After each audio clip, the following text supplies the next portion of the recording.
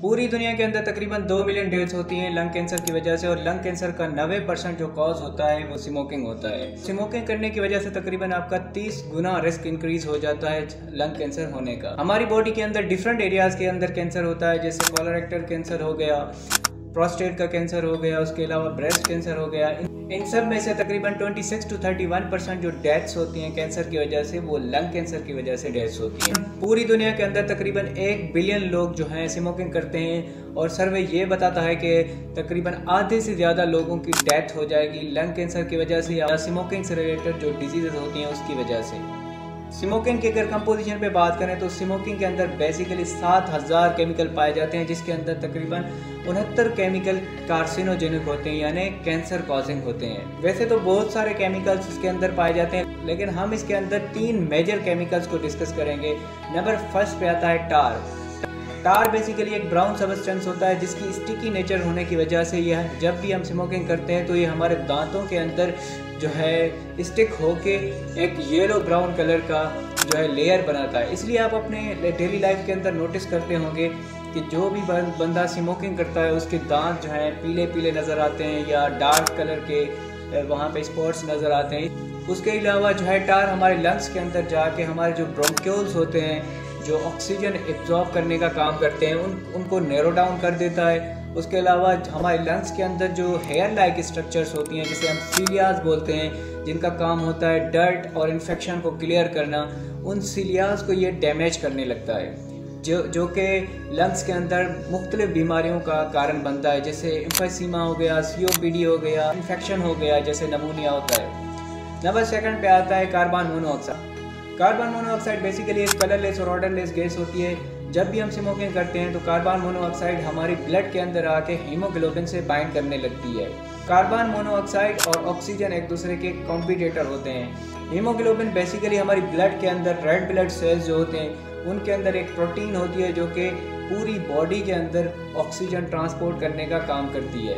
अब होता यह है कि जब भी हम स्मोकिंग करते हैं तो कार्बन मोनोऑक्साइड जो है हीमोग्लोबिन से बाइंड कर जाता है। जहाँ पे ऑक्सीजन को बाइंड करना चाहिए वहाँ पे कार्बन मोनोऑक्साइड बाइंड कर लेता है। तो होता यह है कि कार्बन मोनोऑक्साइड और हीमोग्लोबिन की बाइंडिंग हो जाती है। कार्बन मोनोऑक्साइड और हीमोग्लोबिन की बाइंडिंग इसी वजह से हो जाती है क्योंकि हीमोग्लोबिन की कार्बन मोनोऑक्साइड के साथ बाइंडिंग की एफिनिटी तकरीबन 200 to 300 टाइम ज़्यादा होती है कार्बन मोनोऑक्साइड से बाइंड करने की रादर देन ऑक्सीजन। होता यह है कि हमारी बॉडी के अंदर जो ऑक्सीजन नॉर्मल लेवल पे हमारे टिश्यूज़ को, हमारे सेल्स को पहुंचनी चाहिए वो नहीं पहुंच पाती क्योंकि कार्बन मोनोऑक्साइड हीमोग्लोबिन से बाइंड कर जाता है, जिसकी वजह से हमारी बॉडी के सेल्स और टिश्यूज़ की डेथ होने लगती है।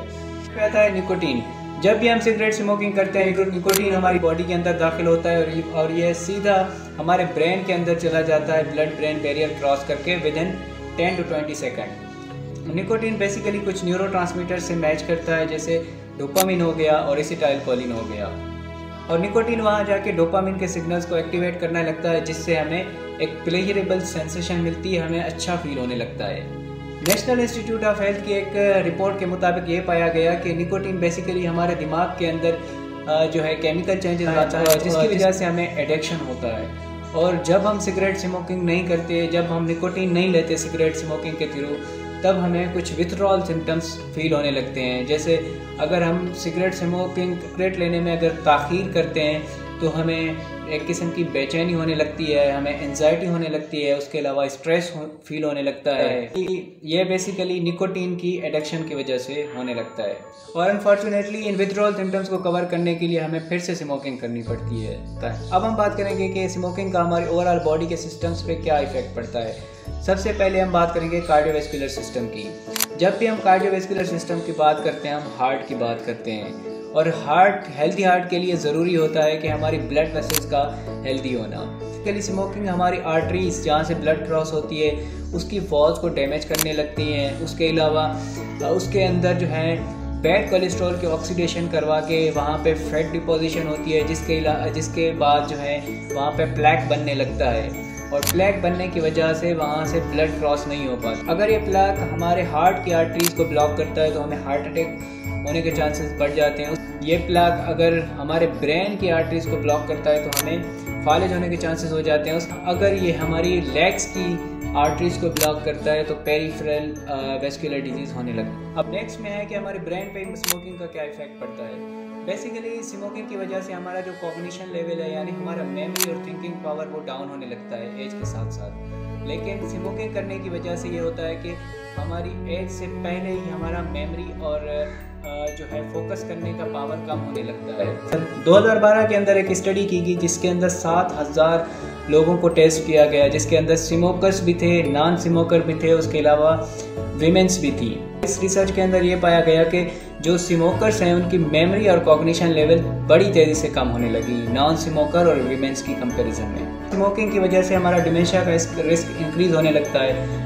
डिमेंशिया एक ऐसी कंडीशन है जिसके अंदर थिंकिंग, मेमोरी और बिहेवियर में चेंजेस आने लगते हैं और स्मोकिंग करने की वजह से तकरीबन डिमेंशिया का 30% रिस्क इंक्रीज हो जाता है। उसके अलावा स्मोकिंग की वजह से हमारा ब्रेन का वॉल्यूम लॉस होने लगता है। इट मीन्स हमारे ब्रेन के जो स्ट्रक्चरल पार्ट्स हैं उन पे नेगेटिव इम्पैक्ट पड़ने लगता है नॉन स्मोकर की कंपेरिजन में। नंबर 3 पे आता है रिप्रोडक्टिव सिस्टम।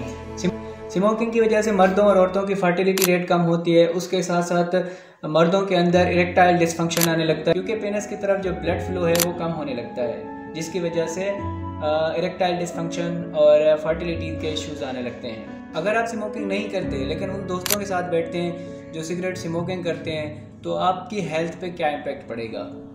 हम बात कर रहे हैं सेकंड हैंड स्मोक या पैसिव स्मोकिंग की। यूएस डिपार्टमेंट ऑफ हेल्थ की 2014 की एक रिपोर्ट के मुताबिक ये पाया गया कि सेकंड हैंड स्मोक या जो है पैसिव स्मोकिंग की वजह से तकरीबन 20 से 30% जो है लंग कैंसर का रिस्क इंक्रीज होता है। उसके अलावा हर साल 7000 के करीब डेथ्स होती हैं पैसिव स्मोकिंग की वजह से। उसके बाद आता है smoking cost a lot of money. State bank of Pakistan की एक रिपोर्ट के मुताबिक तकरीबन 252 बिलियन रुपीस जो है सिगरेट स्मोकिंग पे खर्च किए जाते हैं। उसके अलावा पाकिस्तान के अंदर तकरीबन 23 मिलियन यूज़र हैं जो कि सिगरेट स्मोकिंग करते हैं। साथ तकरीबन 1,25,000 के करीब लोगों की डेथ होती है स्मोकिंग और उसकी वजह से जो बीमारियां होती हैं उससे। पाकिस्तान डेमोग्राफिक हेल्थ सर्वे के मुताबिक तकरीबन 46% जो है मर्द स्मोकिंग करते हैं। उसके अलावा 5.7% वीमेन स्मोकिंग करती हैं। औरतों के अंदर अगर सिगरेट स्मोकिंग की बात करें तो मर्दों की कंपैरिजन में औरतों की डेथ होने के चांसेस सिगरेट स्मोकिंग की वजह से सबसे ज़्यादा होते हैं। अगर कोई भी प्रेग्नेंट वीमेन जो है सिगरेट स्मोकिंग करती है प्रेगनेंसी के दौरान तो उसके अंदर मिसकैरेजेस होने के चांसेस बढ़ जाते हैं। उसके अलावा उसके बच्चे पे बहुत बैड इम्पैक्ट पड़ता है कि उसकी रेस्पिरेटरी हेल्थ ख़राब होती है। उसके अलावा जब वो पैदा होता है तो उसके साथ मेंटल इश्यूज़ होते हैं। Now what about electronic cigarettes or vape. Basically vape के अंदर जो है एक लिक्विड होता है जिसके अंदर निकोटीन का सॉल्यूशन डिज़ोल्व होता है। उसके साथ साथ इसके अंदर फ्लेवर्स भी ऐड किए जाते हैं। तो जब हम स्विच ऑन करते हैं तो वाटर वेपर्स में कन्वर्ट होता है और हम उसके बाद उसे इनहेल करते हैं। इलेक्ट्रॉनिक सिगरेट्स और वेपिंग का ट्रेंड जो है पूरी दुनिया के अंदर बढ़ता जा रहा है। नेशनल इंस्टीट्यूट ऑफ हेल्थ की एक रिपोर्ट के मुताबिक तकरीबन 8th ग्रेड के बच्चे 17%, 10th ग्रेड के बच्चे 32% और 12th ग्रेड के बच्चे तकरीबन 37% वेपिंग करते हैं। और 12th ग्रेड के बच्चों की अगर परसेंटेज देखी जाए तो हर 5 में से 2 बच्चे जो है वेपिंग या इलेक्ट्रॉनिक सिगरेट्स का इस्तेमाल करते हैं, जो कि एक अलार्मिंग सिचुएशन है ब्रेन हेल्थ और एडिक्शन के पर्पज से। तो क्या वेपिंग जो है नॉर्मल सिगरेट स्मोकिंग से कम नुकसानकार होती है? तो इसका जवाब होता है हाँ, लेकिन इसके हक़ाइक़ को जानने की हमें ज़रूरत है कि इलेक्ट्रॉनिक सिगरेट्स या वेपिंग के अंदर बेसिकली होता क्या है। ई सिगरेट्स या वेपिंग के अंदर बेसिकली जो है निकोटीन डिज़ोल्व होता है जो कि एक एडिक्शन का कॉज बनता है नौजवानों के अंदर। उसके अलावा जो है जो नौजवान हैं या टीनेजर्स हैं उसके अंदर प्रीफ्रंटल कॉर्टेक्स से इंसान के अंदर एक मेजॉरिटी लाता है, उसकी अंदर डेवलपमेंट होती है जब भी हम निकोटीन का इंटेक करते हैं। और दूसरा इलेक्ट्रॉनिक सिगरेट्स के अंदर तकरीबन हैवी मेटल्स पाए जाते हैं जैसे लीड, निकल, क्रोमियम। कुछ रिसर्चर में यह बताया गया है कि निकल और क्रोमियम जो है कार्सिनोजेनिक है, यानी ये कैंसर कॉजिंग एलिमेंट्स हैं। इसके अंदर जो फ्लेवर्स ऐड किए जाते हैं जैसे डायसिटाइल है उसके भी लिंक पाए गए हैं सीवियर लंग डिजीजेस के साथ। Now what happens if you stop smoking.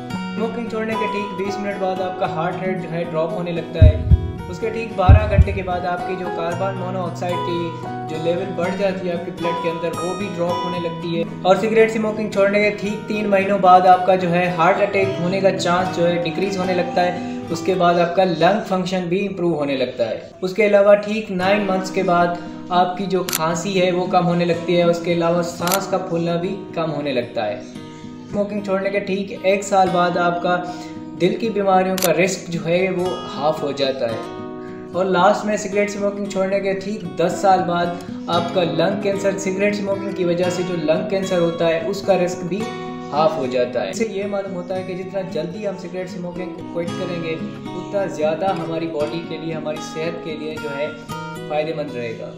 कौन से ऐसे तरीके हैं जिसको फॉलो करके आप सिगरेट स्मोकिंग को ख़त्म कर सकते हैं? नंबर पहला तरीका होता है set a target. Cigarette smoking से निजात पाने के लिए आपको ज़रूरी है कि सबसे पहले अपना टारगेट सेट करें। इसके लिए आप एक डेट और डे मुख्तस करें कि इस दिन से मुझे शुरुआत करनी है, कि इस दिन से मुझे स्मोकिंग नहीं करनी। नंबर सेकंड पे आता है सीक सपोर्ट। कुछ दोस्तों की वजह से आपने सिगरेट स्मोकिंग करना स्टार्ट किया था और कुछ दोस्तों से हेल्प लेके जो है आप सिगरेट स्मोकिंग को ख़त्म कर सकते हैं। आपको फिर भी एक क्रेविंग हो रही है कि मुझे सिगरेट स्मोकिंग करनी चाहिए, तो आप उन दोस्तों को कॉल कर सकते हैं, उनसे हेल्प ले सकते हैं।